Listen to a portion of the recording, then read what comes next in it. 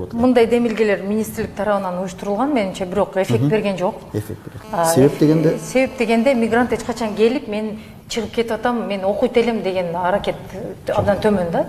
Балким бар, мен жок деп айта албаймын, бирок абдан төмөн бул көрсөткүч. Ошо бул эффект берген жок. Эме кылып койсочу, ошо мындайча айтканда талап түрүндө мигрантка чет мамлекетке иштегени кетип атасыңбы?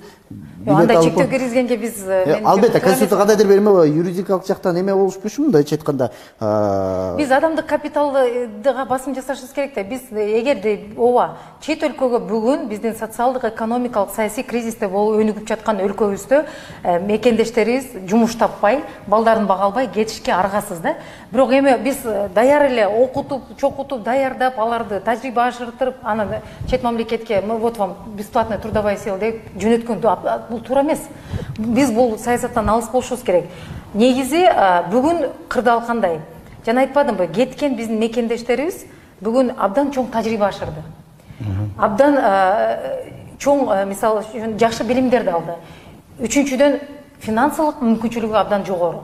Эгерде мурун 5 000 сом, 10 000 сом, 20 000 сом жөнөтсө, бүгүн 100 000 деген акчалар жөнөтүп атат. Сиз айткандай үй турак жай маселесин, машинесин, бизнесин жасап атат. Бирок көйгөй эмнеде? Биз мактанып атпайбызбы? Биздин бюджеттин 3-чү бөлүгүн мигранттар толуктап берип атат деп көкүрөктү чапкылап мактанып атат мамлекет. Бирок биз аны эффективдүү